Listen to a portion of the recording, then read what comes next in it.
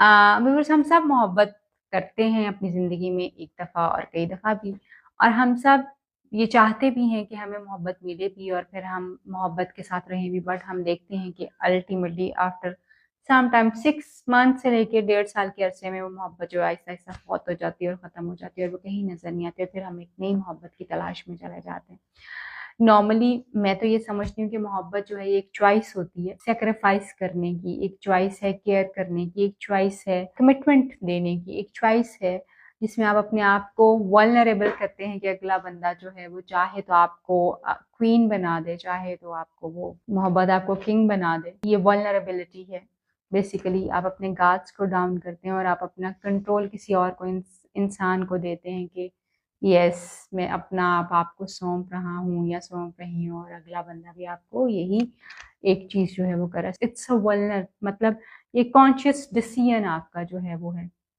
But मोहब्बत की कुछ थेरीज भी बड़े लोगों ने इस पे बहुत काम किया है। तो जो थेरी मैं आपसे आज शेयर करने वाली हूँ उसमें कहते हैं कि जी सबसे पहले जो मोहब्बत की पहली एक जो स्टेज होती है वो बेसिकली जो है पैशन होता है आपका। मतलब आपको किसी को देखते हो आपको तो आप उसकी तरफ इन्फैचुएशन हो जाती है, आपको बड़े इन्फैचुएटेड होते हैं आप, उसकी तरफ बड़े अट्रैक्ट होते हैं, बड़ा आपके अंदर जोश और जज्बा होता है, दिन रात उसको कॉल्स होती हैं, दिन रात उसके साथ कांटेक्ट में रहते हैं, उसकी फ़िक्र हमें शानदार किस्म की लाहक होती है, हम फ़ोन का जवाब ना आए तो परेशान हो जाते हैं। इतना पैशन होता है कि उसके लिए बहुत आसमान से तारे तोड़ के भी ले आते हैं स्टेज के ऊपर।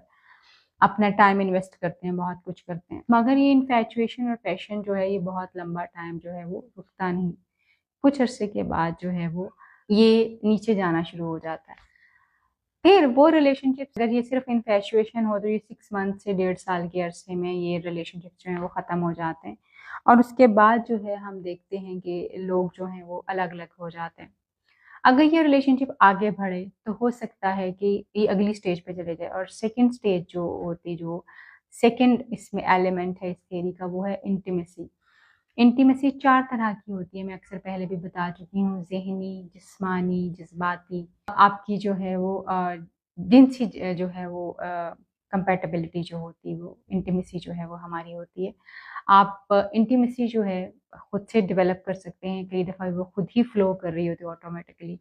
जब पैशन रिलेशनशिप में ख़त्म हो जाता है तो फिर इंटीमेसी उसको लेके चलती है, यानी जब वो इन्फैचुएशन ख़त्म हो जाती है, सेकंड स्टेज आपके रिलेशनशिप की आ जाती है। अभी भी आप एक-दूसरे के साथ हैं, या तो आप एक-दूसरे को छोड़ जाएँगे, एक-दूसरे के साथ रहेंगे।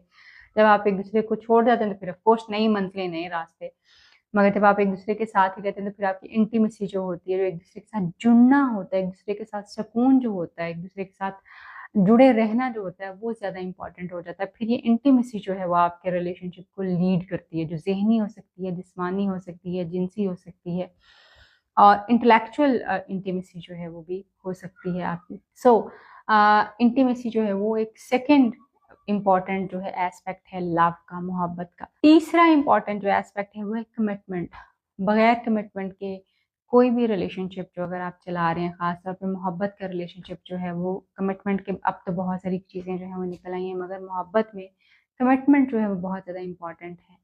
अगर तो आपका इंटीमेसी एक-दूसरे के साथ बहुत ज़्यादा क्लोज़ है, मेंटल लेवल का, फिज़िकल लेवल का, सेक्सुअल लेवल का, तो फिर हो सकता है कि आपकी कमिटमेंट जो है वो हो सके और कमिटमेंट में चीज़ें जो हैं वो जाना शुरू हो जाएँ। बट अगर आपकी इंटीमेसी नहीं है, तो फिर ये डिफ़िकल्ट होता है कि जी आपका रिलेशनशिप जो है वो कमिटमेंट की स्टेज की तरफ जो है वो जाए या कमिटमेंट भी उसमें आए। बट लेट्स से कि आपकी इंटीमेसी उसी तरह से है और फिर आपकी एक कमिटमेंट आती है और उस कमिटमेंट में जो है लोग जब जाते हैं, तो वो रिलेशनशिप फिर हमेशा फलता और फूलता है। पैशन उसको ज़िंदा रखने का, यानी वो जो एक जोश और जज़्बा होता है रिलेशनशिप को चलाने का, वो उतना नहीं रहता, मगर इंटीमेसी उसको लेके चलती रहती है, चलती रहती है। उस बंदे के बगैर आपको कहीं सुकून नहीं आता। उस बंदे से बात किए बगैर आपको चैन नहीं मिलता। तो फिर वो जो कमिटमेंट है और इंटीमेसी है वो एक्चुअली मोहब्बत को ज़िंदा जो है वो रखती है। आपके रिलेशनशिप में ये तीनों चीज़ें किस तरह से हैं, कमेंट्स में ज़रूर बताएँ।